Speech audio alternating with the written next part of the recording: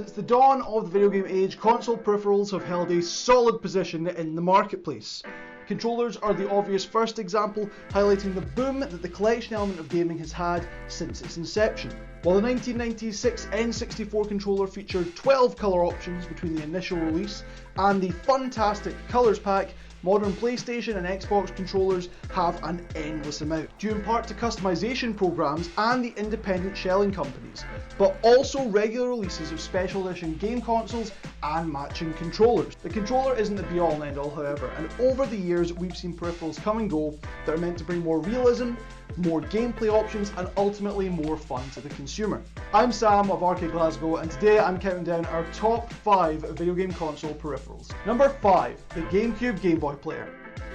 A personal choice off the bat, but I love this as a concept. While Nintendo have always held a strong market share of portable consoles, their at-home products have sometimes struggled. None more than the GameCube when it came to sale. In an attempt to slam home and on-the-go life together, far before the Nintendo Switch, we had the GameCube Game Boy player. Simply plug this beast into the base of your GameCube console, and you were ready to take your pocket adventures to the big screen. Plug in Pokemon Fire Red and you'd be able to travel the world without having to leave the couch. Or without having to squint at a smaller screen. It's a gimmick for sure, but one I really appreciate as a link between Nintendo's past and their present when it comes to trying to mirror at-home life with our daily existence on the go. Number 4, the Wii Balance Board. More Nintendo now, they're the quintessential kings of making peripherals that are used once and then potentially never again. They're gimmicks, but there's a reason for it. Developed for distribution alongside the Wii Fit console game, the Nintendo Wii Balance Board was an analysis aid for making sure that user motions were as tight as could possibly be. Originally intended to check user weight and ensure proper positioning when squatting, the Wii Balance Board also sufficed as a conduit through which players could play skateboarding games, snowboarding games, and skiing games. It also looks a lot cooler than Ring Fit. Just saying. Number 3, Donkey Bongos. If it was in concept alone, the Donkey Kong Bongos would be number 1 on this list. Unfortunately, they have one major drawback: the sound. Another GameCube attachment, this peripheral came packaged alongside the game Donkey Kong Jungle Beat in 2004.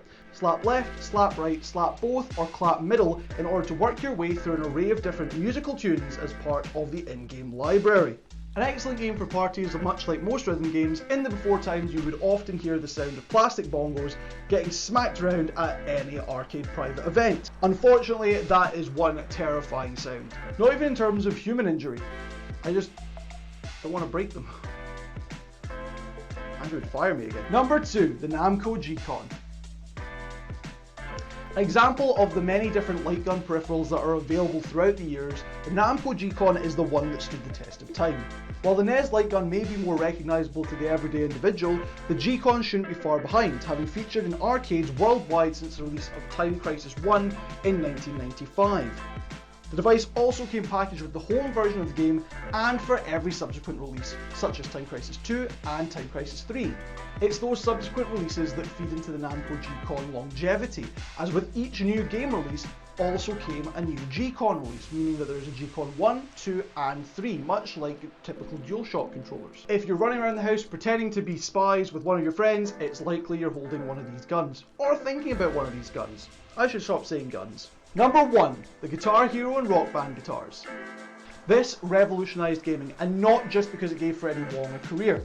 A major element of what we've been talking about is the application of these peripherals during party sessions with friends, and none of these exemplifies that more than the gaming guitar. Whether hanging out at the arcade or at a friend's house, passing and playing the device is easy and gives the amazing feeling like you're a real rocker. There are game modes that include just simply strumming along with rhythm, which is perfect for the youngest members of the family or those who are not the most adept with video games, or you can crank up the difficulty and go for super hard through the fire and flames. Andrew's done that. Kind of, sometimes. Maybe? I haven't. That's all that matters. Ironically, famous rockman Slash of Guns N' Roses is unable to use the Rock Band guitar. He could not complete a single song, which means that I'm better than Slash. For many, jamming out to Rock Band and Guitar Hero introduced us to some of our favourite songs, and we still listen to them to this day. Any opportunity to play Guitar Hero is a joy when you know you're going to hear one of your favourites and get to jam along at the same time. I should really look out my own guitar. What song are you going to do now? I've been Sam from R-CADE and this has been our top 5 video game console peripherals. But are there any major ones that we missed out that are actually good? The Sega Activator is going to be on a different list, I promise. If you've enjoyed the video, leave a like, leave a comment and share it with a friend. You can find the R-CADE staff every week on twitch.tv/arcadeglasgow, or you can get the rest of our stuff at arcadeglasgow.com. You can also go to our Patreon at patreon.com/arcadeglasgow to support the work we do IRL and in the virtual sphere. Man, virtual sphere does sound like Sega Activator. I mentioned it twice, that's too much. Bye!